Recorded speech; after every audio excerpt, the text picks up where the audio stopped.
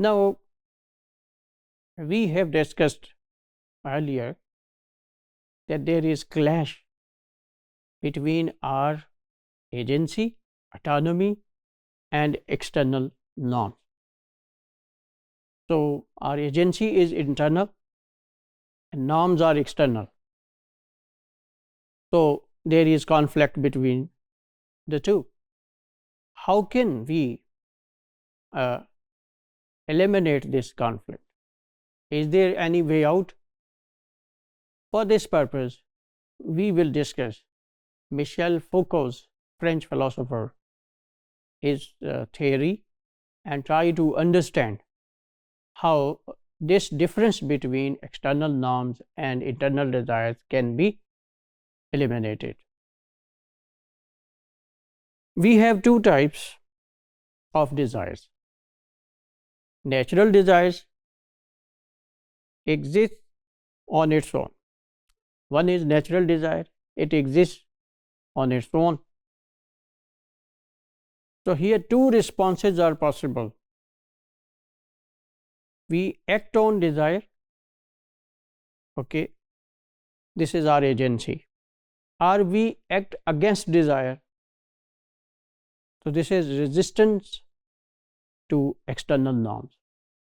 In this case, we will be resistant, we will violate, we will not pay attention to external norms. So, in case of natural desire that is not trained, that is not groomed, that is part of our instinct, हमारी फितरत का हिस्सा है, our responses are of two types. Either we act upon it or we resist it. But if we act on desire, we face a dilemma. So here is also a problem. On the one hand, we are empowered because we act on desire, okay, and on the other hand, acting on desire means that desire controls our act. So we want to be totally free. So here again, we are not free. Our desire controls our agency. So our action is caused by controlled by the desire. Second type of desire is cultivated desire, learned through training, teaching. That desire was natural. This desire is created. How? Through training, through coaching, through certain activities and practices. For example, I do not desire to be a debater, but after training, coaching at college, in college debate society, etc., I feel desire to debate. So this is created desire, this is cultivated desire. In this case, desire is result of action. First, action was result of desire, that was natural, and here the desire is result of action. This is cultivated desire. It is this idea of desire, the second idea of desire, that gives us a new model of agency. Foucault supports this idea of desire. He says that our bodies, souls, thoughts, and behaviors are inner self and outer self. Our inner self, soul, thought, etc., and our outer self, our behavior, actions, accept influence of our own or others' actions. As I said, training, coaching. So we accept our own or others' actions to change themselves, to change themselves to for what purpose? To get happiness, wisdom, perfection, or immortality. अपने आप को लाफानी बनाना, and so on. Okay, this quote of Foucault is taken from a dissertation, a thesis, and this whole talk about agency, desire, consent of marriage, etc., it has been taken from this thesis. For example, how our self accepts external training, external influence, ये कैसे होता है? Let's try to understand it through these examples. You let yoga exercises to control your breathing. Why? To feel relaxed. You accept interview decorum. Why? Interview decorum, again norms, certain etiquette. So you accept them. Why? So that employer accepts you for job. If you violate them, you will be rejected. This is how self accepts external norms and restrictions.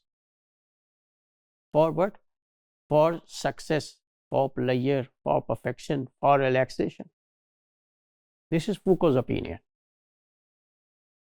The self follows norms not for the sake of norms, but for the purpose of transformation, for the purpose of changing itself.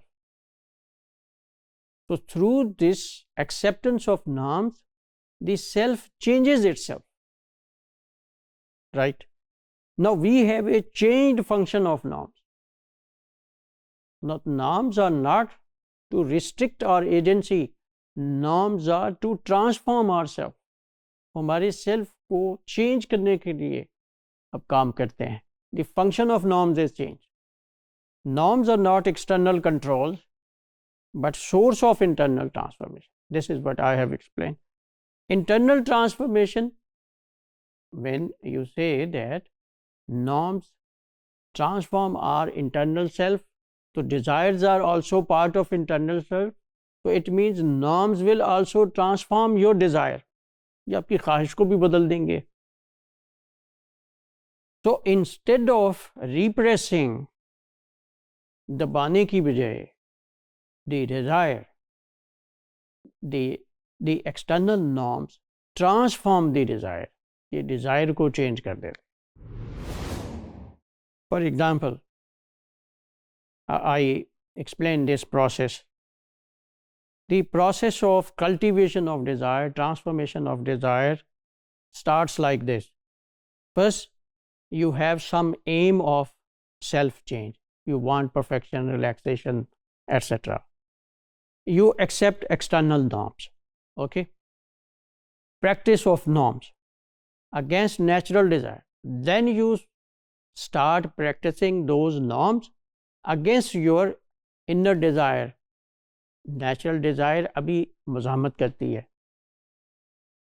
Gradually, when practice of norms goes on, it changes itself. Your self is changed. And when your self is changed, desire is changed. Desire is cultivated. Desire is trained, groomed, polished. And now your action is caused by this changed desire. Changed desire में norm शामिल है. Okay, this process removes the separation between norms and desire. This is what Foucault has suggested. अब एक example. For example, your aim is piety, to become pious, नेक बनना चाहते हैं. So Islamic norms of namaz, you have to follow them. Offering namaz, you start practicing norms of namaz unwillingly. But what happens with the passage of time, when this practice of offering namaz goes on? Your thought is changed, your self is changed, your behavior is changed. Okay? As a result, there is desire to offer namaz. The desire is created. Okay, and when this desire is created, you then start offering namaz. The action is a result of cultivated desire.